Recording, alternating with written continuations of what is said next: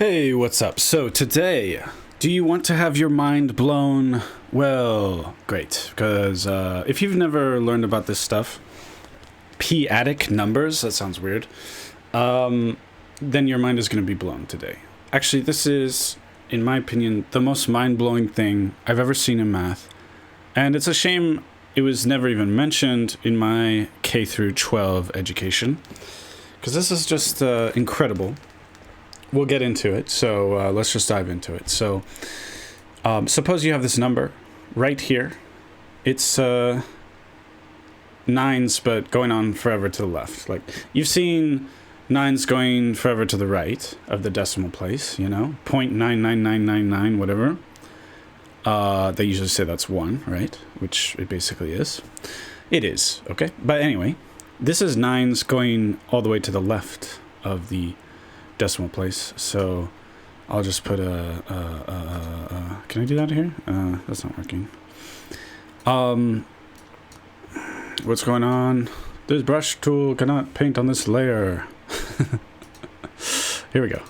There's the decimal place, okay? And so that's infinity or whatever, yeah, but we're gonna add 1 to this, okay? And that's where things are gonna get wonky and crazy, and the mind is going to get blown. So think about that, what would happen if you added 1 to this. But also, I just want to comment before we get into it. What if you had like all 8s, eights forever, and then the decimal place? What if you had that? Isn't that, I mean, that's also infinity, right? But isn't it a different kind of infinity from this? Or if we have all 5s or 2s or 1s or whatever. Or what if we could have different bases, because we're talking base 10. We could be in binary, or base 16, or base anything. Aren't those infinities kind of different in some way? Shouldn't math have something to say about how those infinities are different? Is there some kind of geometry at infinity? I have a lot to say about geometry at infinity, if you want me to make a video on that. So it's a deep subject. We can talk about it. Let me know in the comments if you want that. But by the way, so this p-adic, the p here is actually the base is a prime number here, but you can have l-adic. Okay, I make my l's in a weird way like that, so that they'll never be confused with 1s. This paintbrush is very thick. Hold on. There's just that's too thin. l-adic, okay, is where the base is not necessarily a prime number. If you don't know what I mean by different bases, don't worry about it too much right now. But, so what happens when we add 1 to this? Well, we get 0 here, because 9 plus 1, we get 10, so we have a 1, and we carry the 1, and then we get 0, and you carry the 1, and you get 0, and you carry the 1, and you get 0. So it looks like this number, whatever it is, we'll call it x for right now, plus 1, does it equal 0? So you might stop me and say, hey, whoa. This was infinity, okay, this thing, and you added 1 to it, and it's infinity. That's why you're getting nonsense. You added 1 to infinity, it's also infinity, nonsense, timeout. Okay, you can. I mean, that's a way of thinking. But if you bear with me, go with me down the rabbit hole a little bit here. If we think that maybe this is okay, well, x plus 1 equals 0. So x equals -1. So that's saying maybe in some way of thinking, this number of all 9s is equal to -1. So is this number -1? Well, it's not exactly -1 in the ordinary sense, right? But is there some other way of thinking where this kind of makes sense?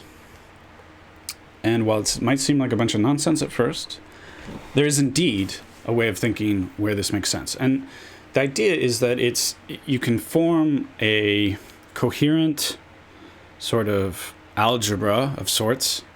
I don't think it's technically necessarily an algebra. Actually, probably is. Okay, but But yeah, you can create a coherent system, okay?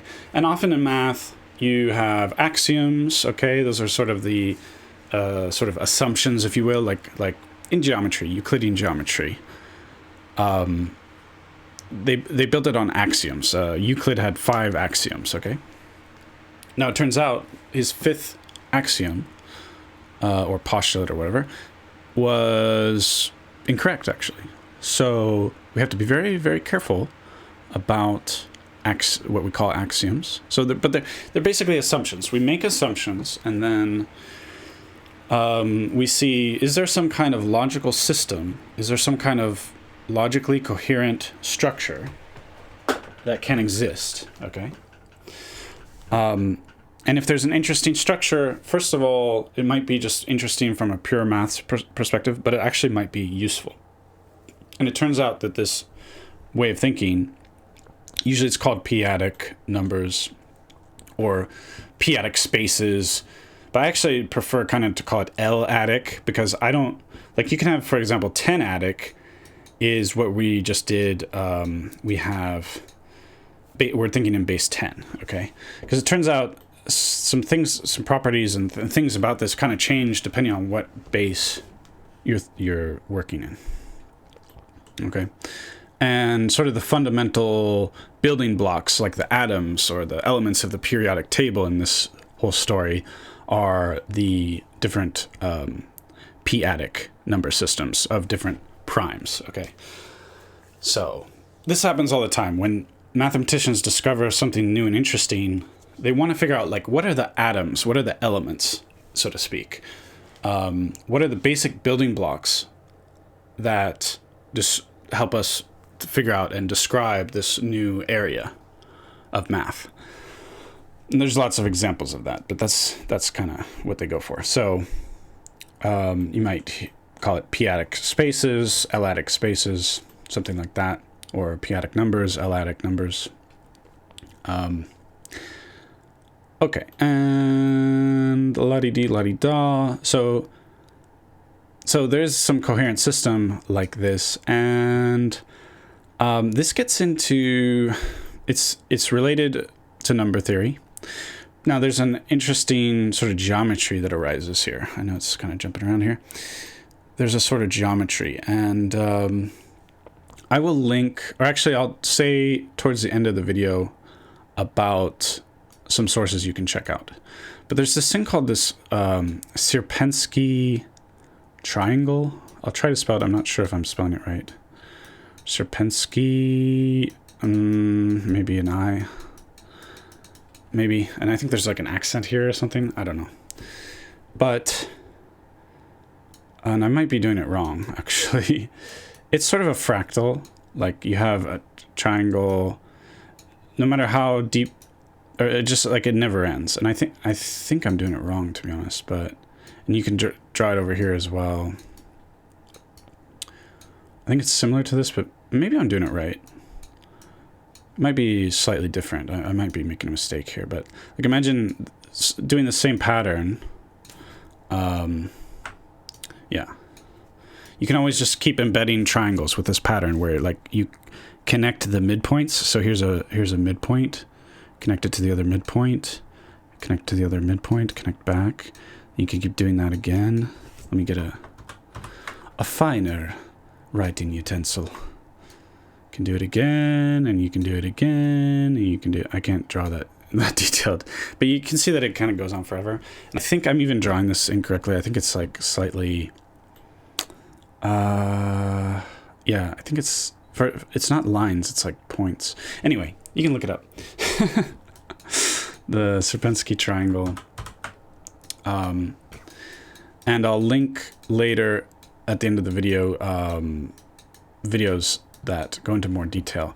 But there's, so yeah, this thing, this sort of fractal, and this would be base 3. You could do it again, different bases, and you'll get different fractal looking things. And this is related to figuring out something about distance. So that's sort of a key thing. Once we figure out that there's this weird number system, at least it's coherent. So first you can be very skeptical of it if you'd like. I'm sure originally many mathematicians were, but you kind of have to stand up out of your chair and take a look when there's actually useful things being discovered using this mathematics. Actually, the very famous thing, Fermat's last theorem, was proved using a lot of this stuff. And I think it's a very deep thing in number theory. So I just think that it's almost like this little shadow realm of this other world of math than the one that we're normally used to. But I feel like it's sort of almost dual. I'm not really being mathematically rigorous here, but there's almost like a duality, I think, between, I guess, so instead of saying ordinary numbers, let me change that later. But first I'll say it kind of the wrong way, to say that there's like a dual between the ordinary numbers and the p-adic numbers. I think that there's this, it's more like there's a dual metric. So I'll have to explain. A metric is a way of measuring, okay, distance, basically. And so I don't really like having this here because I don't know if this is technically correct to say. But anyway, there's a p-adic metric. And so it's a way of measuring distance. So if we're interested in geometry, this is something that comes up fairly early on, right? The concept of distance. So the ordinary concept of distance is like if you're in 2 dimensions, square root x squared plus y squared. This is the distance. Yeah, this is just distance in general. If you're talking 3 dimensions, you add another one, and if it's 4 dimensions, you add another thing. Call it w, whatever.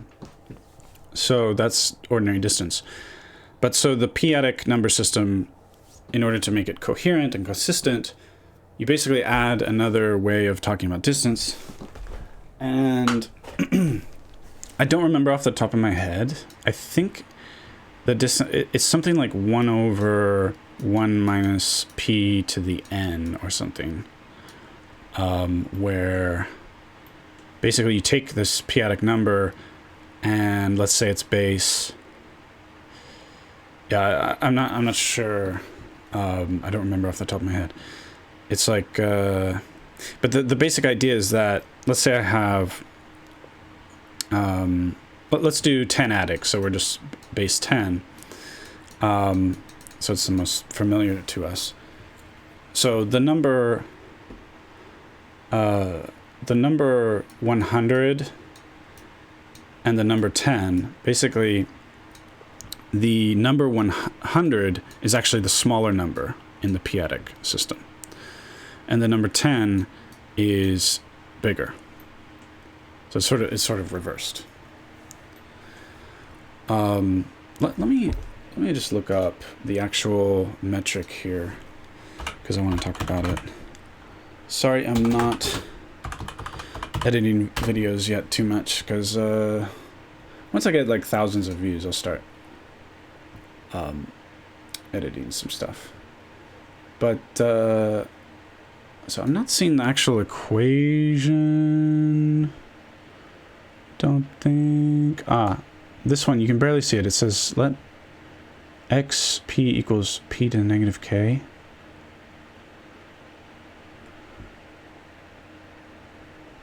But you can see this kind of geometry, like I was talking about, it's sort of fractal-based geometry.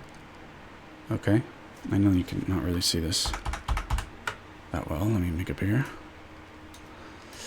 So, yeah, sort of fractal-based, and trying to find the metric, the equation. Fortunately, I can't find it. But it's something like a 1 over p to the k or something. Yeah, the p-adic metric looks like it's 1 over p to the k. Something like that. So anyway, so it's 1 over something. So it's that's why this 100 becomes smaller and 10 is a bigger number. Okay. And so this is this is related overall to this just 1 over x thing. And the function f of x equals 1 over x is extremely deep and fascinating. So I'd like to talk about that. But I'll just say there's a Veritasium video if you want to find out more about p-adics, because for the rest of the video I'm going to talk about 1 over x and how incredible and actually surprisingly deep that is. But Veritasium, hold on. Oh god, stuff is in Japanese. And let's do p-adics. And it is actually both of these numbers. Oh, this is not. This is Eric Roland. So yeah, here's the Veritasium. I'd recommend this one. A Veritasium video, really good. But you can see there's other ones as well. Now, a lot of content is going to get really technical because it's normally pretty heavy math stuff. Okay, and this 1 over x, so it seems that the metric is somehow very connected to this 1 over x thing.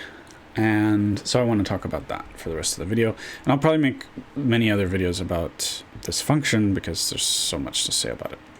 And basically, so you might think it's not that deep and complicated at first. Trust me, it is. And so it's this hyperbola.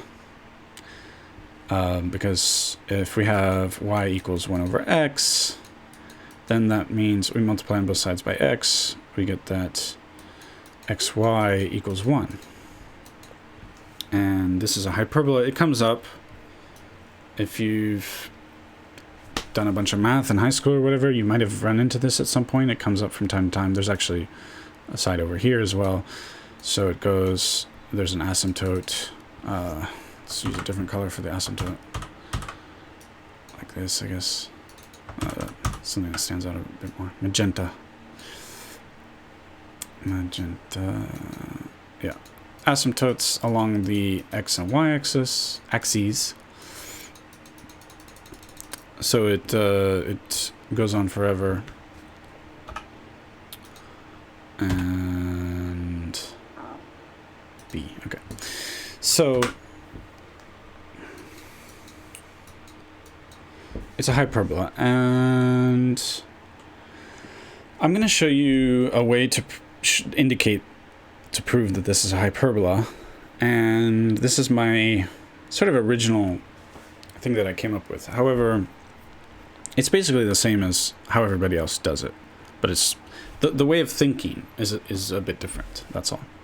So I'll explain my approach, and then I'll explain how everyone does it and how they're similar. But suppose you want to prove that this is a hyperbola. Okay. What I'm going to do, so hyperbola is something, a general equation of a hyperbola. Roughly this. You can put in like instead of x squared, like x minus some like center squared, and you can do the same thing for y, but I'm not going to bother. You also, I mean, a and this b could also just be equal to, they could be equal to 1, of course. And you can think about like changing this 1 to other numbers and stuff, but it will just scale the whole picture. So we'll just consider something like this as being a formula for a hyperbola. And yeah, so we want something of this form. Okay, so y equals 1 over x. So I'm going to do this thing that I'm going to say, I'm going to call it a mu sigma transformation. And for the mu, I'm just going to take the average of y and x. So mu is, I could write x plus y over 2. However, I'm going to write it x plus 1 over x over 2. And sigma, I'm going to write as x minus 1 over x over 2. Now you could do the other way, 1 over x minus x. It'll work out the same in the end. And okay, so, but maybe that's a good exercise to do after you watch this. So there's certain interesting things we can look at here, like what is mu sigma? Like, this is a good exercise, and you could try it with different things. Where, okay, this is interesting. We have an average, and then this other thing, sigma. Can we say interesting things about them? Is there some kind of structure here? Instead of thinking in terms of x and y of the original functions, we think in terms of mu and sigma. So it's almost like we had some vector space, and we've transformed into a different vector space. And that is literally what we've done. And in a certain sense, it's not actually that interesting. Geometrically, I'll talk later about what this is doing. It's not hard to find. But what's interesting here, in my opinion, is even though this is a simple linear transformation, there's an interesting part of this, which is kind of a different way of thinking, and possibly at some point there might be useful algebraic things to do with this sort of different way of thinking, this mu sigma transformation. But I don't know, if you want to be skeptical or cynical, you can say, well, this is actually not interesting. Okay, I'll leave you to think about that. But so for example, multiplying mu times sigma, maybe there'll be something interesting there, some interesting structure. Looking at what is mu squared, what is sigma squared is interesting. And also looking at mu squared plus sigma squared might be interesting, maybe. You could do that as an exercise, look at it as a, and think in terms of, plot mu and sigma. And you can try this for all kinds of different functions, okay? F of x equals cosine theta, and you can, or you can do like cosine theta and sine theta. So you have cosine theta plus sine theta over 2, and then cosine theta minus sine theta over 2. You can, if you know about polar coordinates, you can talk about r and theta and do the mu sigma transformation for r and theta. Okay, r plus theta over 2 and r minus theta over 2. Okay, you can do all that. Now again, so actually that's an interesting, if you want to sort of challenge yourself, maybe go and study this for a bunch of functions and figure out the pattern, right? Think of this as a mu sigma transformation. Mu sigma transformation, and I mean, that's an interesting exercise if you're a high school student and you want to find the pattern. What is all this stuff about? Okay, but so looking at all that might be interesting, but specifically here today, I know how this is going to work out. So we're going to look at mu squared minus sigma squared. Okay, so here's mu and sigma up here. So how should I write this out? I'll do it. Okay, mu squared is going to be x squared plus 2x times 1 over x plus 1 over x squared. There's going to be a 1/2. Okay. Or sorry, actually it's a 1/4. I always make that mistake. That is mu squared, and we're going to subtract. And here also we're going to have a 1/4 in front. And we're going to have x squared minus 2x times 1 over x plus 1 over x squared. Okay. And then, so you can kind of see these kind of terms cancel. These terms cancel. and you're going to get this top part is going to be x over 2. Hold on. X over 2, yeah, minus x over 2. Wait, am I doing this right? No, sorry, plus.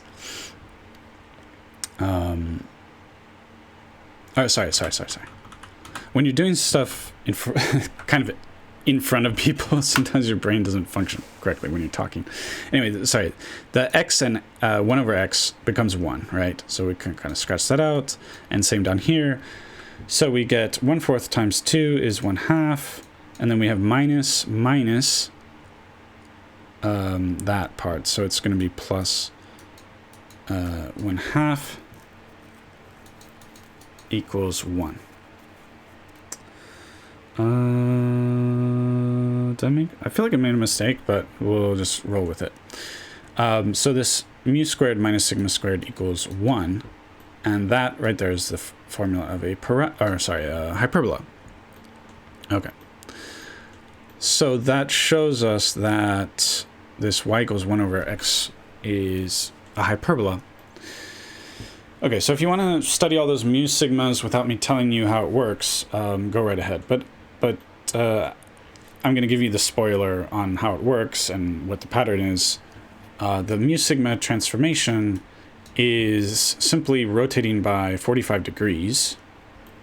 Okay, you take this which is y and x, and you change it to something that is a coordinate plane with mu and sigma, and you can put sigma on top and mu down here, whatever. You'll have the same, structure.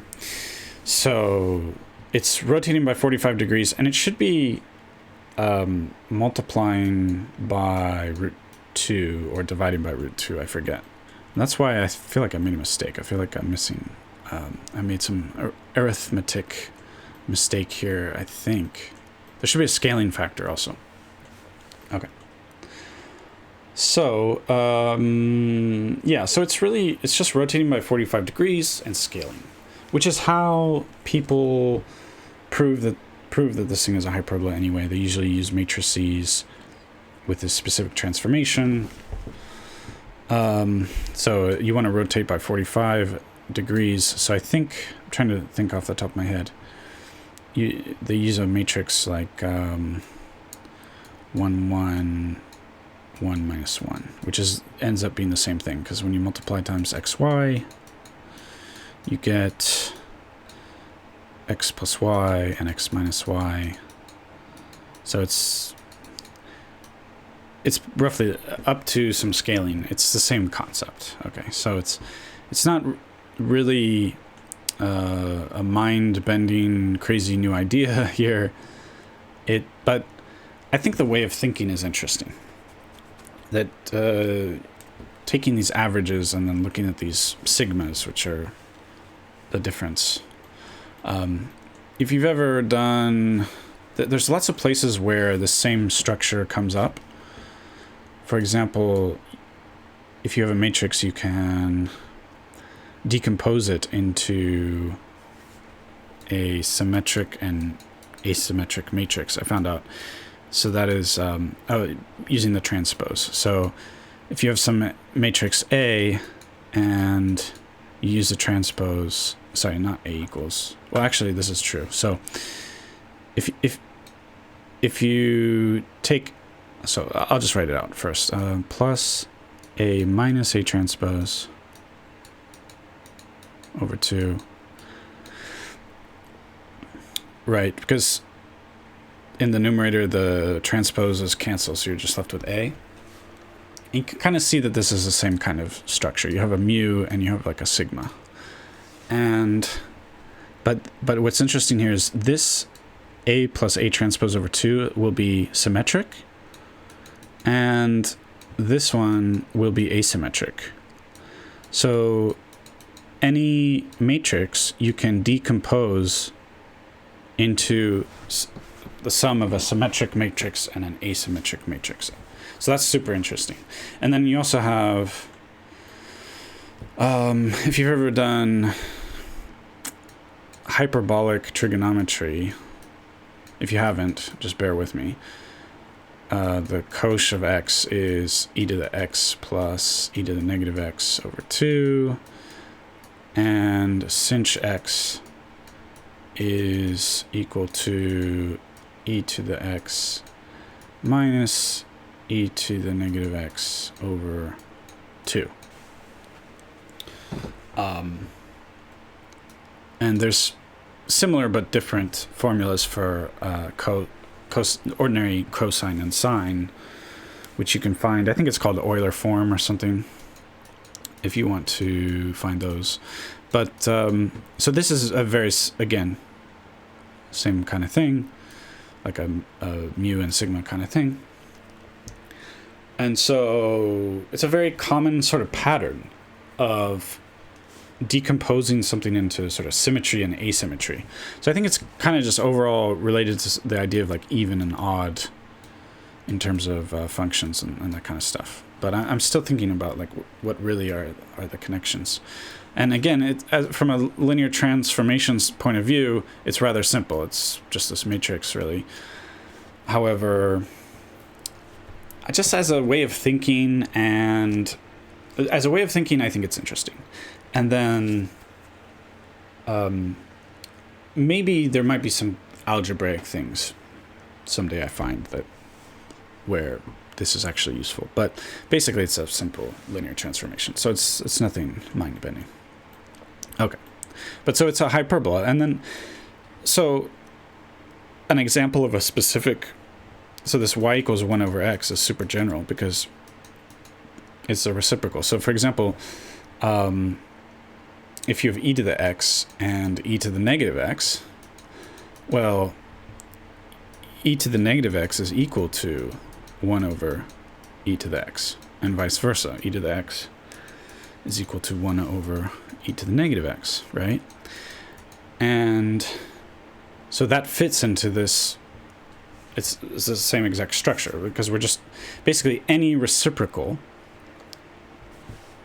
any case where you have something and its reciprocal, which is 1 over the thing, you'll have this same structure, this same hyperbolic thing going on. And I'll have to talk about it in a different video, but hyperbolic geometry which this is a hyperbola, so you can do hyperbolic geometry on it, I guess. This is the domain of relativity, basically. You can, if you study special relativity, at some point you realize that it's basically a story of hyperbolic geometry. And so if you study hyperbolic geometry, you find out that hyperbolic geometry is essentially it's geometry on a space of constant negative curvature. And so, for example, geometry on the surface of a sphere would be constant positive curvature. And things happen like triangles on a sphere. The angles can add up to, well, in general, they add up to more than 180 degrees. Whereas on a hyperbolic surface, they add up to less than 180 degrees. Okay. So we don't have that much trouble imagining the geometry on the surface of a sphere, although it's definitely different.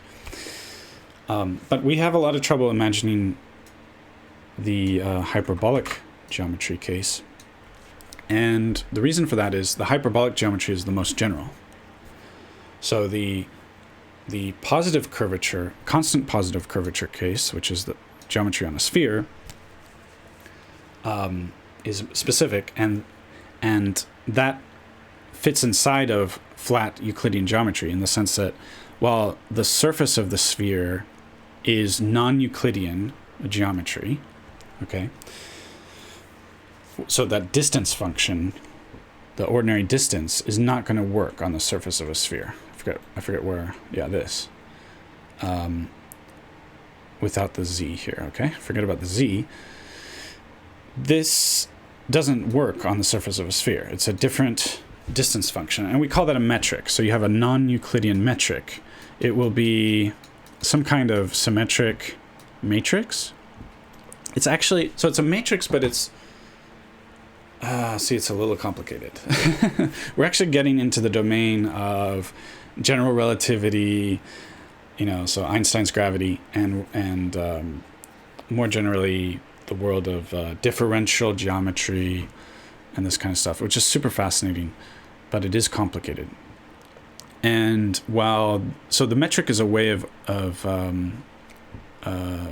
measuring distance. So in the Euclidean flat geometry case, your metric is the identity matrix. So, but the way it works, so the metric, it's not just this ordinary sort of linear algebra picture, right?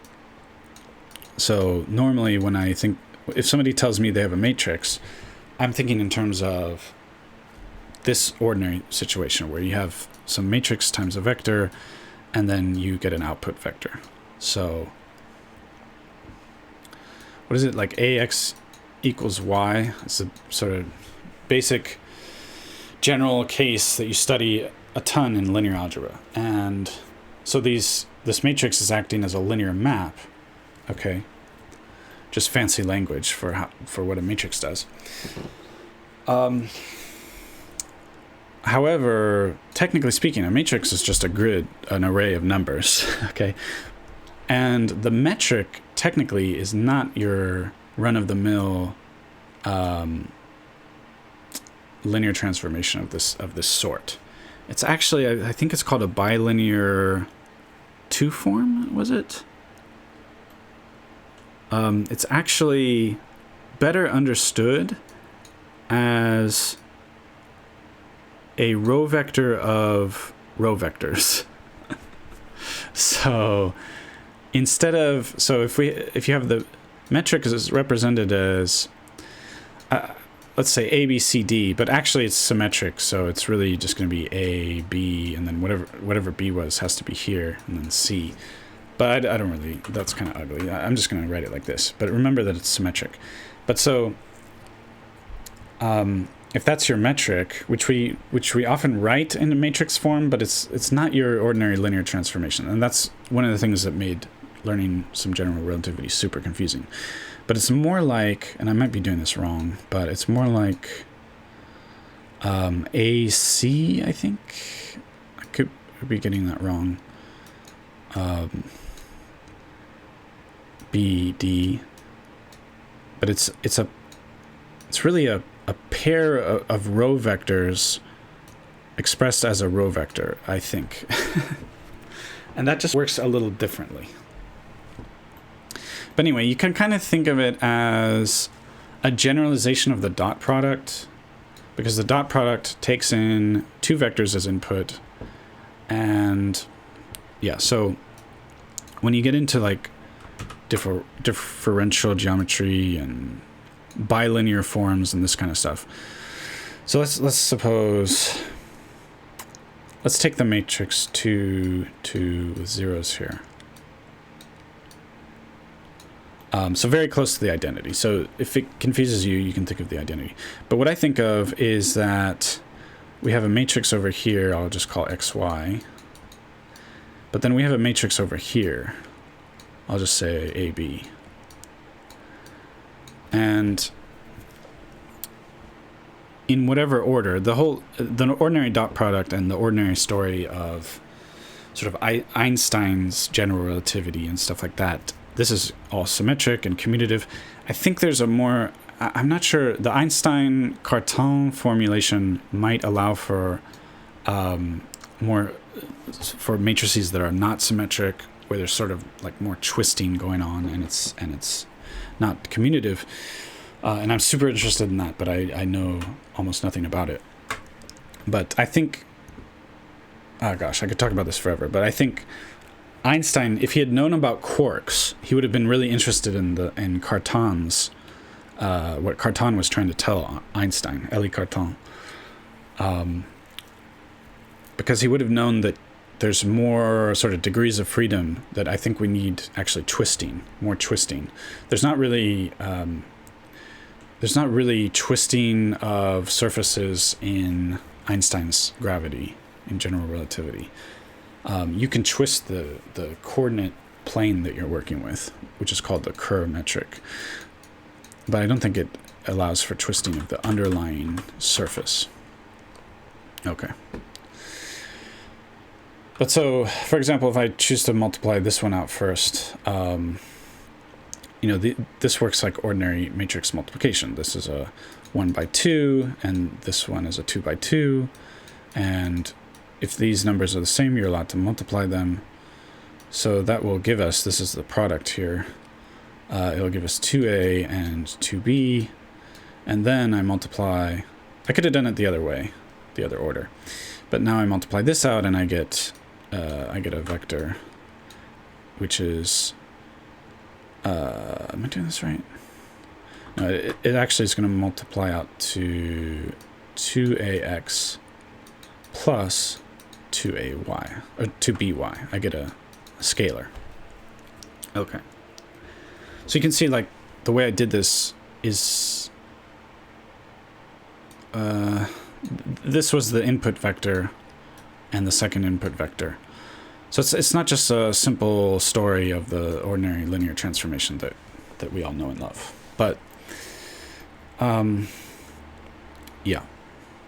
So anyway, so the metric, that is a way of measuring distance.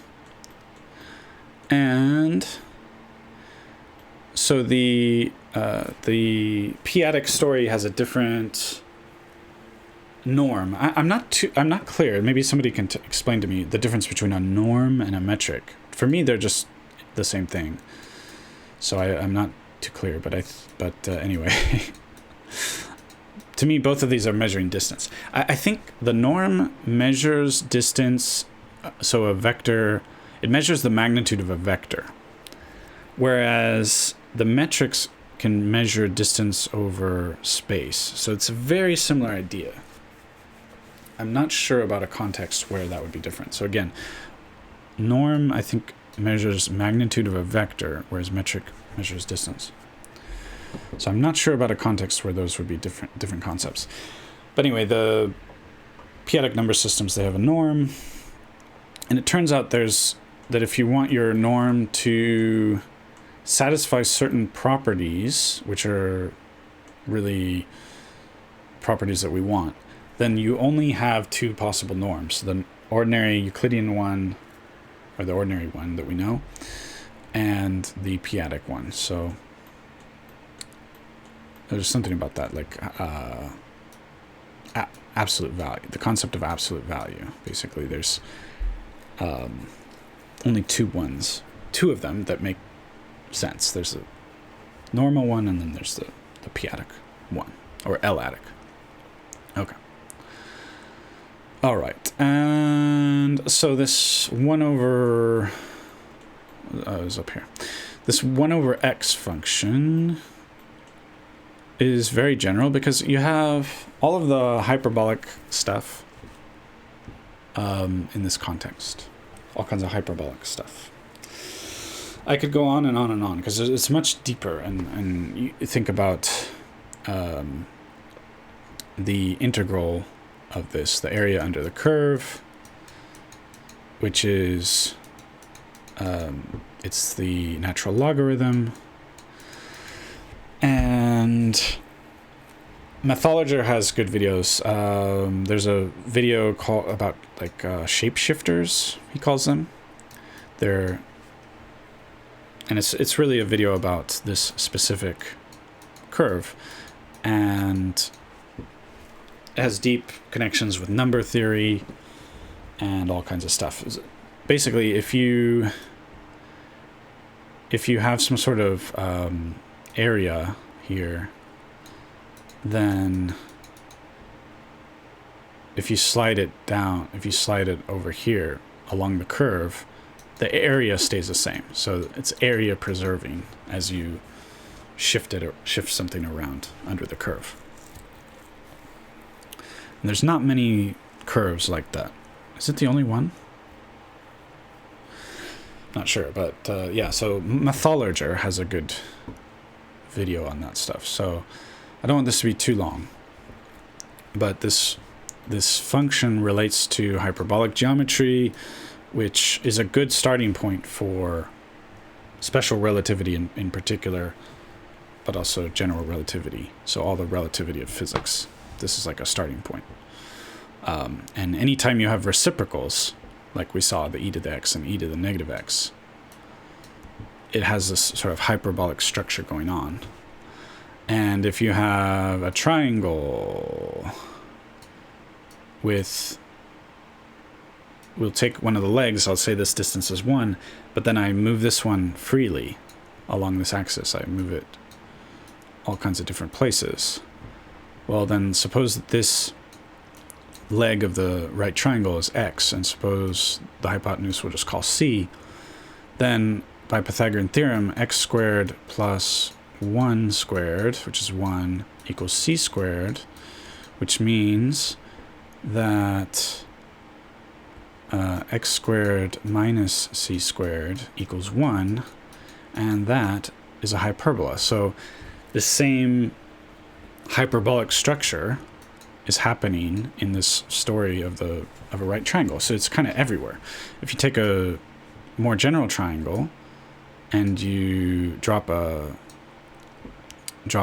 altitude, you have the same kind of structures happening in here. If you imagine taking these and playing with the lengths of the legs, there's a lot of hyperbolic structure. And if you take a circle, and it's my really good circle, if you take any point here and connect it with these points, like let's say this goes through the center here, this will form a right triangle.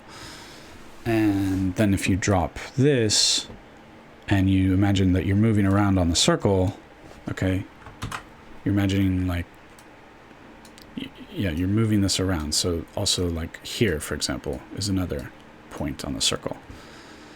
And you draw an altitude here. This has like a hyperbolic relationship on the legs. So if let's call this leg x and the leg on the right y, there'll be some kind of hyperbola. I forget if it's this curve exactly, but this curve is intimately related to the hyperbolic,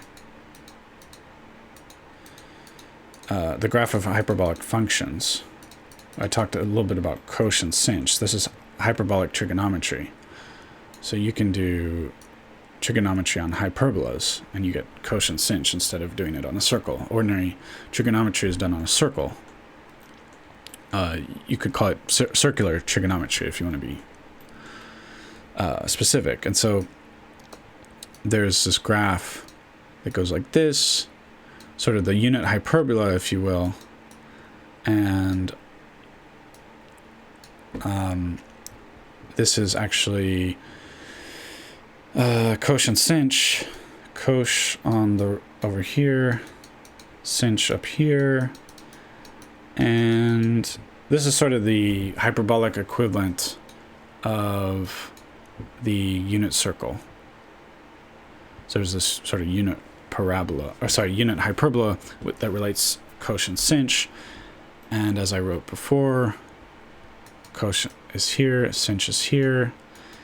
If you again apply the mu sigma transformation to these things, to cosh and sinh, you get back into this you get this setup.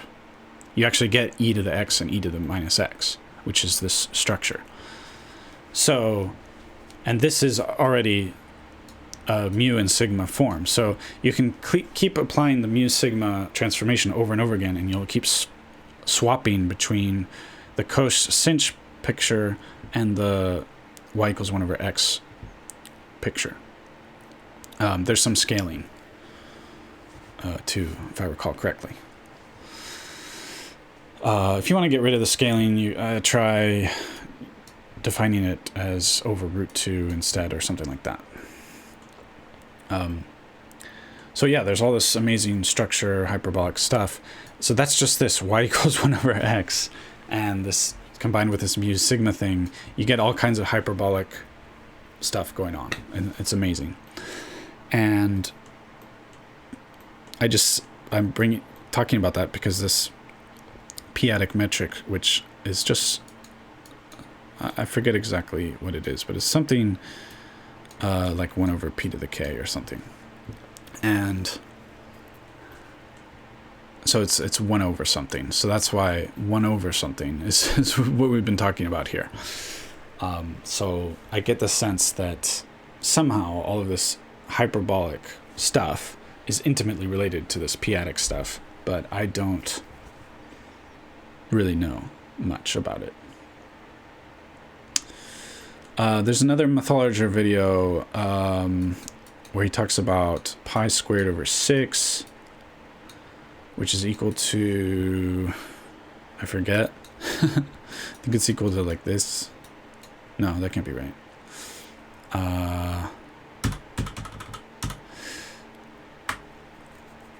Anyway, what's the name of that? Let me try to find the name of the video I'm talking about. I just watched it recently. I'll check my phone history. Hold on. This is at the end of the video, but the Mathologer video is pretty interesting and somehow related to this and related to number theory. So it's all super connected.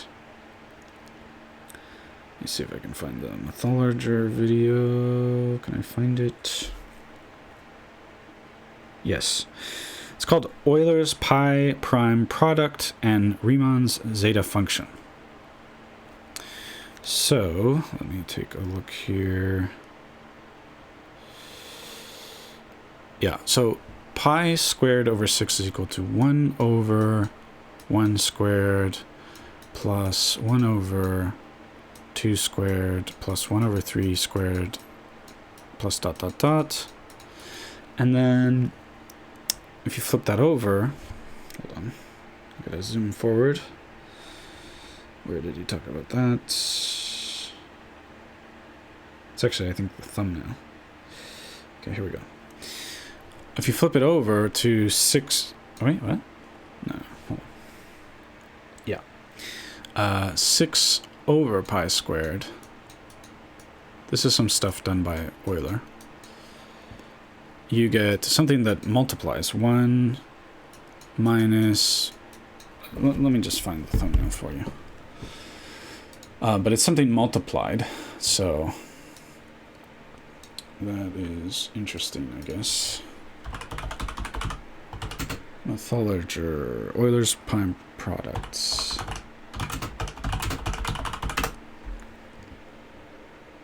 Yeah. No, don't play an ad. Okay, hold on. Well, I started the video, but I just want to show you the thumbnail. This is equal to 6 over pi squared. And it's multiplying this thing where the denominator is there, the 2 squared, 3 squared, 5 squared, 7 squared. I think those are all the primes, I believe. So flipping over this reciprocal switches from something that is infinite, but it has all these pluses, and then switching it over to 6 over pi squared is something, a bunch of stuff multiplied together. They're both related to prime numbers and Riemann's zeta function and all this stuff. And this is another reciprocal situation, a 1 over x situation.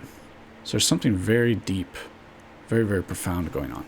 And this sort of number theory stuff is also related to these p-adic numbers.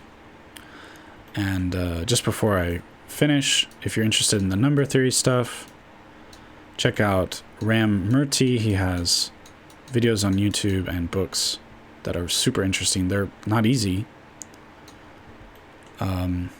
It's advanced stuff, but very interesting. So it goes deep into number theory, modular forms, very deep, very, very complicated stuff. So I'll try to make better videos on this content. This is way too long. It's very stream of consciousness. There's a lot to say. I'll try to organize my thoughts. For example, I need to learn more about the p-adic metric, obviously. I'll try to do better. But thanks. If you got this far, I'm very impressed. Very impressed, and thank you. Okay. Let me know if you got this far. If you feel so inclined. Thank you very much. Goodbye. Have a good day.